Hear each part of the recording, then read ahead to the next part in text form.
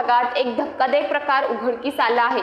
एका क्षुल्लक कारणातून टोळक्याने तरुणाची निर्घृण हत्या केली आहे।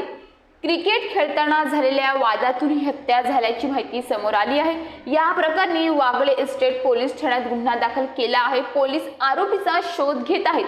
शिवम करोतिया असं हत्या झालेल्या 20 वर्षीय तरुणाचं नाव आहे। तो ठाण्यातील वागळे इस्टेट परिसरात वास्तव्याला होता। आरोपींनी त्याच्या पाठीवर उजव्या बाजूला धारदार चाकूने वार केले।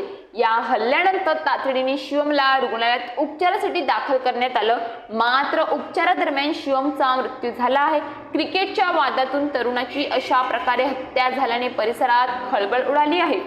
मिळालेल्या माहितीनुसार सोमवारी सायंकाळी 5 वाजता ठाण्यातील वागळे इस्टेट भागात ज्ञान साधना कॉलेज जवळ 16 वर्षीय भावेश करोतिया आपल्या काही मित्रांसह 19 वर्षीय रवी शर्मा याच्याबरोबर क्रिकेट खेळत होता। क्रिकेट खेळत असताना भावेशचा रवी बरोबर वाद झाला। हा वाद विकोपाला गेल्यानंतर रवीने भावेशला मारहाण केली।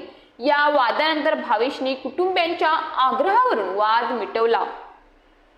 वाद मिटल्यानंतर पुन्हा कॉलेज समोर भावेशने दोन्ही भाऊ साहिल आणि शिवम तसेच रवी आणि त्याचा मित्र तनिष सिंग याच्यात वाद झाला। वादातून त्यांच्यात हाणामारीही झाली।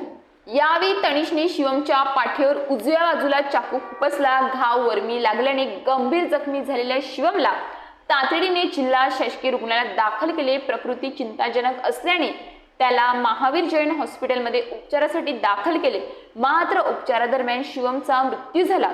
भावाला झालेल्या मारहाणीचा बदला घेण्यासाठी गेलेल्या भावाचा अशा प्रकारे मृत्यू झाल्याने परिसरात खळबळ उडाली आहे।